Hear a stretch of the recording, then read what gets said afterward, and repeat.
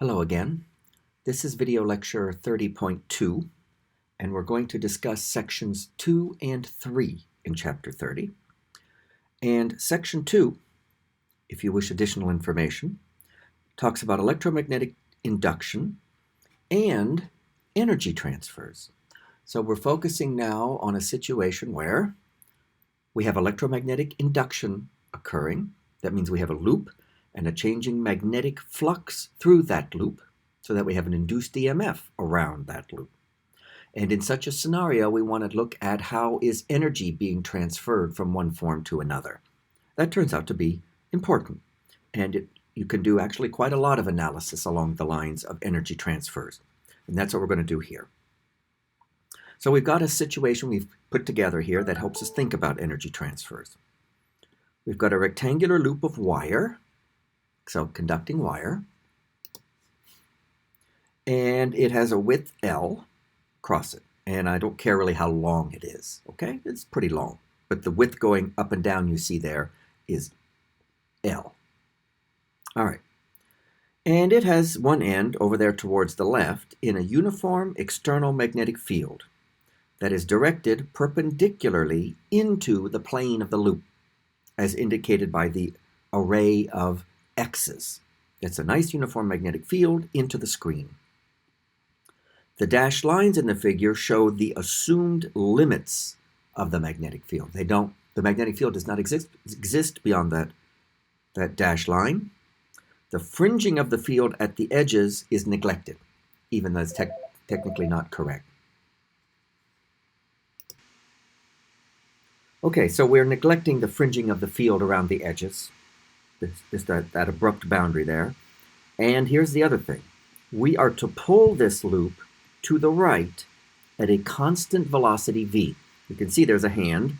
It's pulling to the right, and we're going to do that so that it goes to the right at a constant velocity v.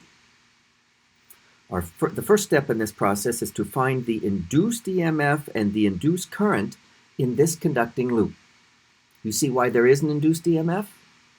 Think about the surface bounded on the interior of the loop. I'm shading it in now, right, like that. That surface, that area. There is magnetic field piercing that area, right? In the region where the B is, right in here. So there's magnetic flux through there. But because this whole thing's moving to the right, isn't that area where the magnetic flux is piercing getting smaller? Therefore, that's a changing magnetic flux.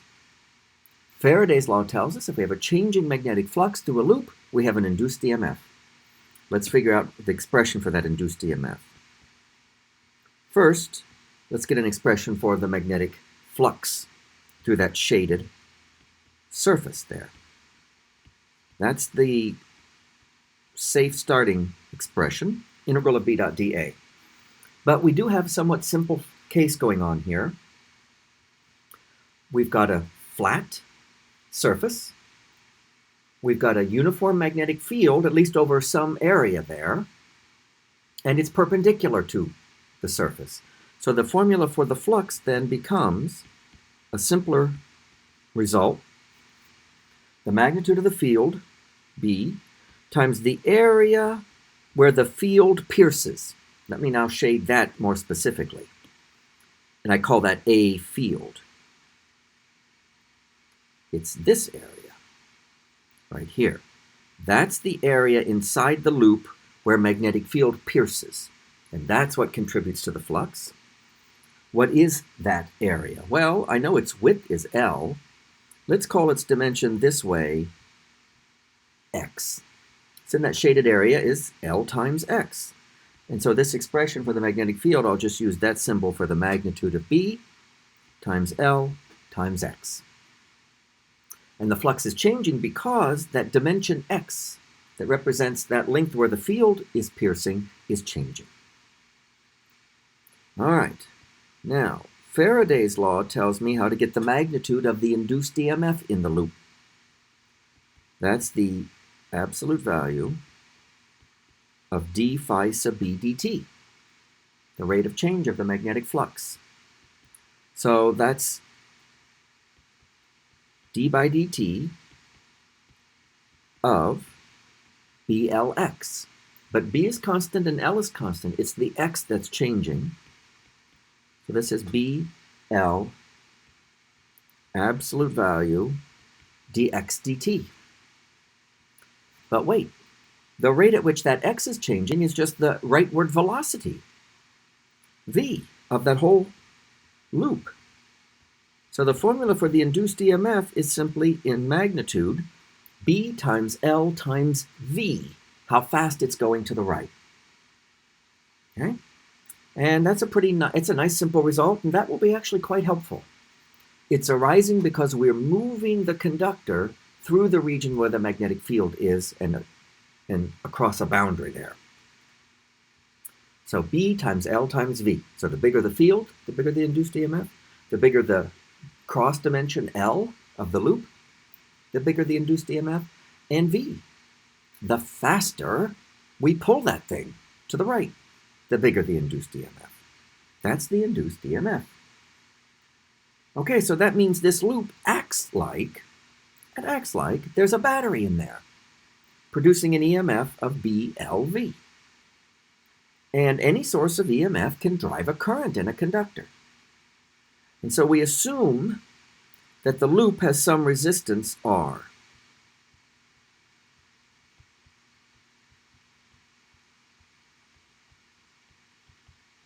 Everything except a superconductor has some amount of resistance. Okay? Okay, anything except a superconducting loop has some amount of resistance. So we'll assume this loop has some resistance R.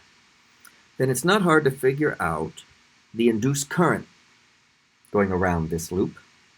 It will be the magnitude of the induced EMF over the resistance. So that's B times L times V over R. Okay, that's the induced EMF. Let's figure out which way the induced EMF is going. You can see the loop. The induced EMF and the induced current can only be circulating around clockwise or counterclockwise. That's it. Let's figure out which it is. For that, I'll do my three-step Lenz's law process. Okay?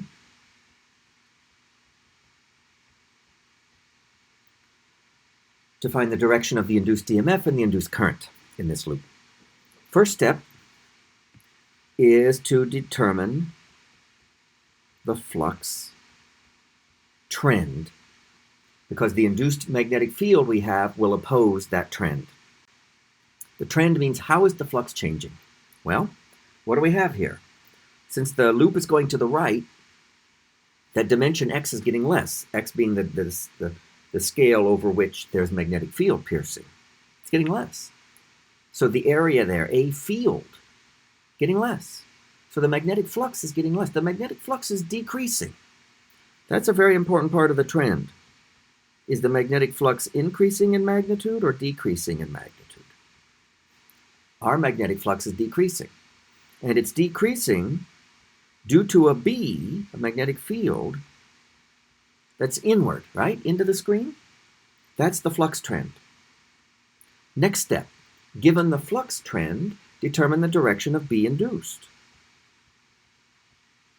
Remember, the whole induction process produces an induced EMF, an induced current, and an induced magnetic field to try to cancel out the flux trend, the changing flux. We have a flux that's decreasing due to a magnetic field inward. We're losing flux. We don't want that to happen. So which way must be induced point? Think about that a second. We have a magnetic flux that's decreasing. We're losing flux due to a magnetic field inward. What's the direction of B induced? Answer, it's also inward. A lot of people want to go just to the opposite of the original B. In this case, they would say outward. But you have to know whether the flux is increasing or decreasing. We have a decreasing flux here in magnitude with the B inward. We don't want that decrease. We've got we've got to add flux to make up for that loss. So we need the B induced to be in the same direction as the original B, inward. Okay, that's important step 2 in the 3-step Lenz's law process. And the third step is to use the right-hand rule and say, well, if the B induced is inward, then point the thumb of your right hand inward, see which way your fingers circulate. They circulate clockwise.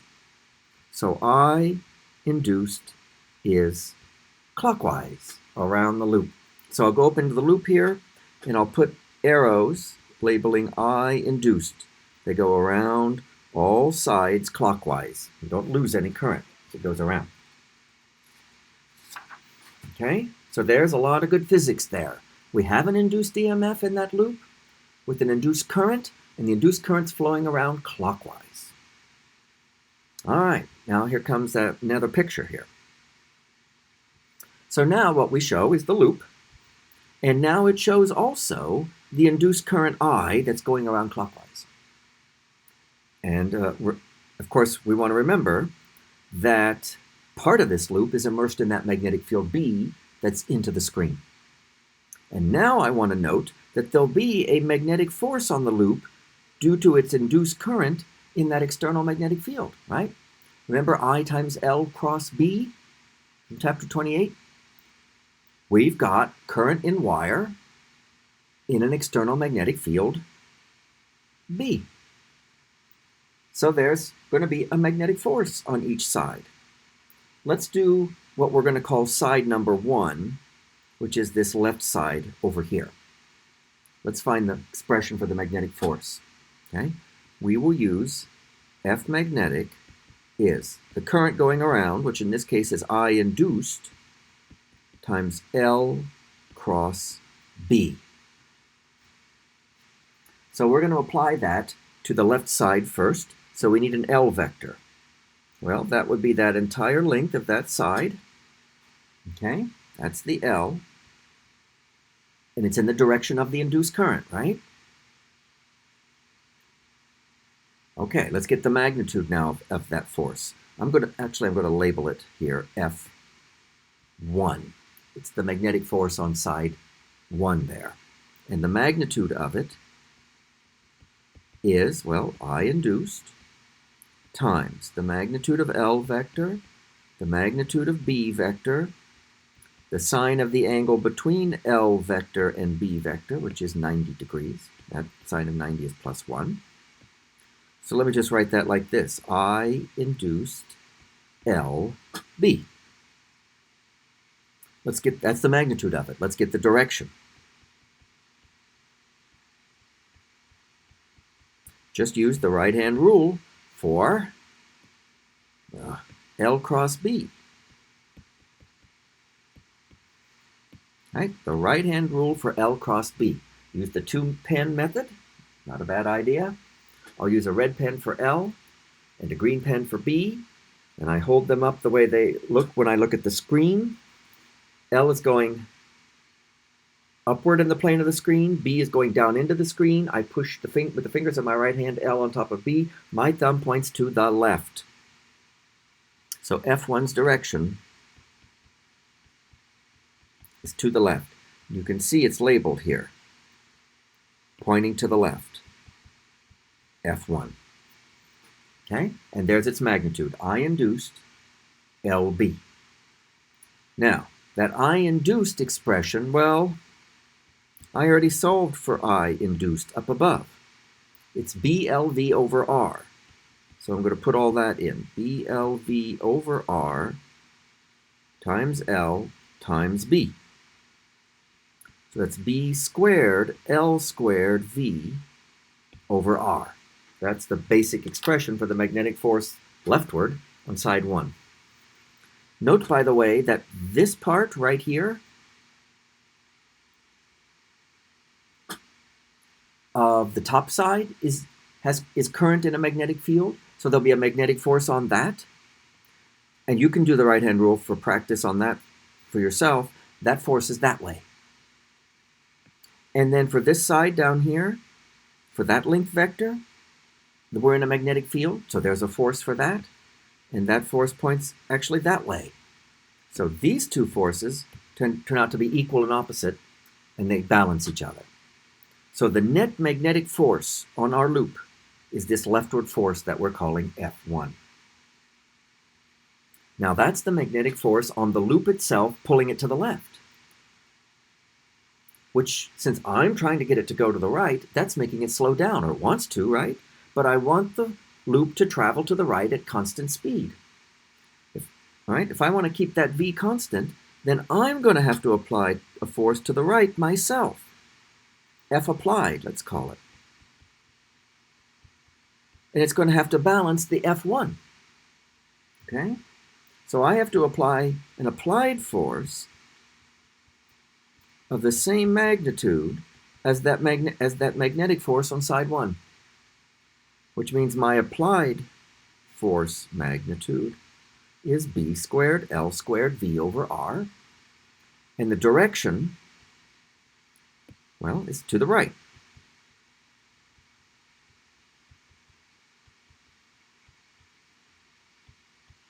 So I have to keep pulling to the right to keep it moving to the right at constant V. If I were to stop pulling to the right, that force to the left would slow the loop down and bring it to a stop, in fact. I have to continually pull it. All right. Next step. Well, if I'm applying a force to the right on the loop, and it's moving to the right, guess what? My applied force is doing work. And I can ask for the rate at which my applied force is doing work to keep the velocity constant. And rate of doing work is power. It's asking for the power associated with my applied force, capital P for power. And the power associated with a force is the dot product of that force with the velocity of the object. And I'm going to use that. So I'm going to take the magnitude of my applied force times the magnitude of the velocity times the cosine of the angle between the force and the velocity. My force is to the right. The velocity is to the right. So that angle is 0 degrees. Cosine of 0 degrees is plus 1. So the power applied by me is the applied force. Well, that's B squared L squared V over R times another factor of V magnitude. So altogether, that's B squared L squared V squared over R. Those are the quantities that determine the rate at which my applied force does work. B squared L squared V squared over R. Now, the induced current is flowing around clockwise in this loop. This loop has some resistance R. And when I have current flowing through resistance, I get a thermal energy created. So now the question is, what's the rate at which thermal energy appears in the loop because of its resistance? We'll call that PTH for thermal. Well, I get to use any of the physics I learned in chapter 27. If I've got a certain current, I induced going through a resistor, then the power associated with that is I squared times R. Okay, that's power due to resistance with current flowing through it. The I induced formula is BLV over R, so I take that whole thing squared times R. That's B squared L squared V squared R over R squared. I get one cancellation factor of the R's, and I'm left with B squared L squared V squared over R. And that's the rate at which thermal energy is appearing in the loop. Compare that to the rate at which I'm doing work on the loop. They're equal. Aha. So now I know that all the energy that I'm providing by doing work is showing up in the thermal energy from the resistance. In other words, the energies balance out. Okay? Which makes sense, right? To a physicist, understanding how energy is balancing out in a given situation is very comforting. Okay, so we'll have questions like that related to that kind of geometry. Nice simple geometry that will help us think about energy transfers. And now there's one more idea I want to talk about in this video. Now moving on now to section 3, in chapter 30, where we're going to introduce the concept of induced electric fields. We've talked about induced EMF and induced current and induced magnetic field that goes with it. Now we're going to talk about something called induced electric field. All right, I said at the beginning of this chapter,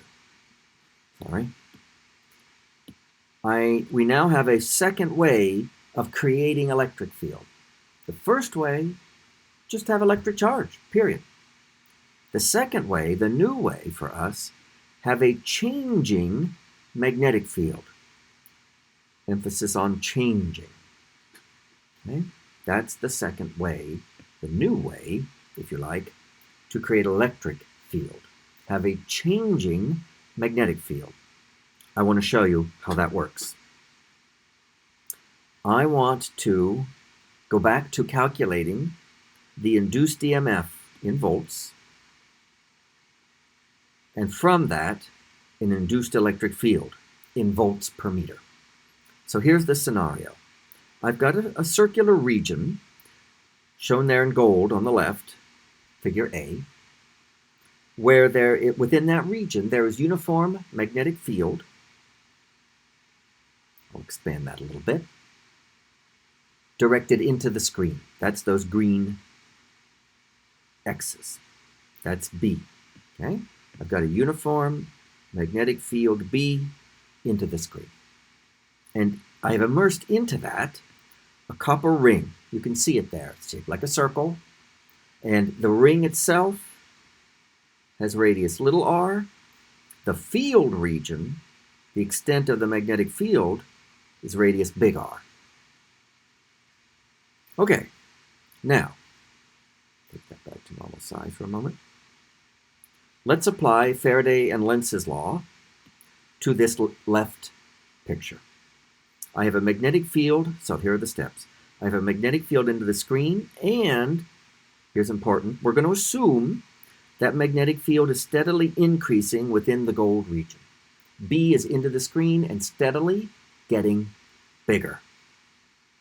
All right, then I have a changing magnetic flux through that copper ring loop. And therefore, from Faraday's law, I have an induced EMF in that copper ring, and an induced current around that copper ring, and an induced magnetic field from that. And Lenz's law, the induced magnetic field will produce its own flux to try to cancel the original change in flux. I originally have an increasing flux due to a B into the screen. So B induced must be out of the screen. Then, from the right-hand rule, point your thumb out of the screen towards you of your right hand. Look at how your fingers circulate. They circulate counterclockwise. So I induced is counterclockwise in the copper ring. So is the induced EMF. So they have shown that here in the picture on the left. Let me expand it again so that you can see it. Okay? They see the copper ring. See the induced current I is going around clockwise, and the induced EMF is directed clockwise. Okay? All right, so that's all physics we've worked with already. Okay, now, let's imagine a positive charge Q in the ring. Because of the EMF that's induced, there'll be work done on it. Okay, I want to calculate that work. What's the work done on a positive charge Q circulating in that copper ring? Work, W. Well, remember, EMF is work per unit charge. So even though that's an induced EMF, it still can do work. So I take that work per unit charge times the charge of this particle, Q. And that'll be the work done on it. But from Physics 110, work is also the integral force dot displacement around the loop, the electric force on the charge Q. But the electric force on the charge Q is just Q times E. The E here being an induced electric field in the copper ring. Okay? An induced electric field. And then combine these two parts, and you get a Q and the Q canceling, and you get a rather interesting expression for the induced EMF in the copper ring. It can be expressed as, and remember, induced EMF is work per unit charge, the integral of an induced electric field around the closed ring. That's what that integral says. Okay? So you can think of that as a more abstract definition of induced EMF. Induced EMF is the integral of a corresponding induced electric field around the loop once. Okay? Notice in my drawing on the left up above, I have labeled at one place this induced electric field. It turns out from circular symmetry that it's everywhere tangent to the ring itself. So that's E induced, the induced electric field in the ring. Over here, it'd be this way. Here, that way. There, that way. Now this represents induced electric field. E induced, not curly E, not EMF. That's in volts. This is an induced electric field in volt per meter. And the induced EMF and the induced electric field go together. They're related by this formula right here. Okay? And that turns out to be a pretty fundamental relationship that if you do more advanced work, you'll come across. Okay, now, if I look at the second picture up above on the right, picture B, what's going on here? Still got a circular region with a uniform magnetic field B into the screen, and that uniform magnetic field is steadily increasing with time. So I have a changing magnetic flux, and now I've got a circular path, a circular loop. Okay? Same radius little r as the copper ring. But it is just a mathematical path, this circular path. I want to emphasize that in the second picture. There is no actual conducting path in this picture. Otherwise, it is the same as the picture on the left. So this is just a mathematical loop, not a physical conducting loop. But I still have a changing magnetic flux through the surface bounded by that loop. And so I have an induced EMF in the loop, counterclockwise, you can draw it wherever you want, and a corresponding induced electric field that's tangent to the loop. And so you have that induced EMF and that induced electric field, even if there's no actual conducting material in the loop itself. Does that make sense? What you don't have, though, if there's no actual conducting loop, is you can't have any induced current. Because induced current requires you to have a conductor with charges that can move. So you can't have the induced current in this picture B, but you do have an induced EMF and an induced electric field, and the induced EMF and the induced electric field are again related by that circled equation. Again, that symbol on the left is induced EMF in volts, and the symbol on the right is induced electric field in volts per meter. Okay. All right. So here's that same region again, that circular region with magnetic field into the screen and steadily increasing. Okay. And now what we've drawn is some induced electric field lines in blue. Okay. All right, so because there's a changing magnetic field and so a changing magnetic flux, there is not only an induced EMF, but also an induced electric field. And the induced electric field forms circular electric field lines in this circular geometry. And we picked that circular geometry on purpose so that things would be pretty simple. Okay? And the spacing of these induced electric field lines tells me how strong the field is. Because this tells me that the induced electric field gets stronger as you move away from the center and toward the inside edge. How do I know that? Because those magnetic field lines, as you go outward like that, are getting closer together. And the more closely packed together they are, the stronger the induced electric field. Note, and they just stop here, but you would need to draw more, there are induced electric field lines even out here, and they go onward, even outside where there is no actual B. Because even within that bigger loop, there still is B farther in, and therefore there's a changing B and a changing flux. So there is induced electric field even in the outside region. And then let me write Faraday's law in its alternative way. Here's the way we started this chapter. If I've just got one turn in my loop, the induced EMF is the negative rate of change of the magnetic flux. And then just replace the induced EMF with this integral expression of the induced electric field. And you have the more advanced way you'll see Faraday's law written. The integral of the induced electric field around a closed loop is equal to the negative rate of change of the magnetic flux. It's another way to write Faraday's law. So here we're going to kind of recap what we've learned. Okay, what we now know is that there are actually two kinds of electric fields. The first kind we learned about, starting in chapter 22, was the electrostatic field, created by non-accelerating electric charges. And associated with that is a corresponding electric potential in volts, calculated from this formula. V final minus V initial equals the negative line integral from the initial point to the final point of E dot ds. We did that a lot in chapter 24. Note from that very expression, what if the point I and the point F are the same point in space? Okay, so that you're integrating around some path like that, ending up back where you started. Well, then VI and VF have to be equal, right? Because the point here is not only I, but also F. So VI and VF have to be equal. So VI minus VF has to equal 0. And you get this expression. If you integrate an electrostatic field around a closed loop, you always get 0. Okay? Rather important result.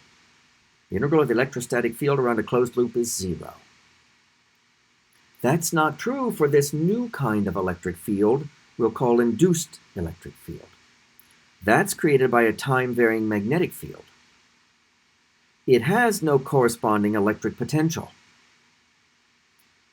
And why? Because this induced electric field does not, emphasize not, satisfy that relationship, like electrostatic fields would.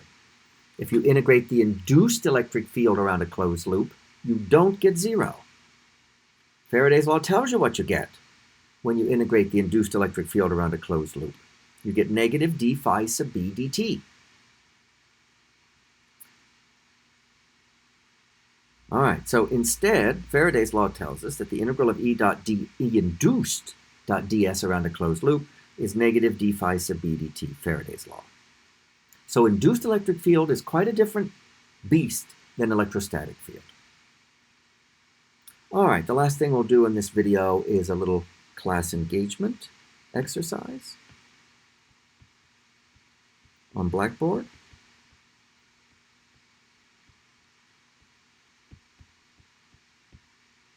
And it goes like this. This figure shows 5 lettered regions in which a uniform magnetic field extends, either directly into,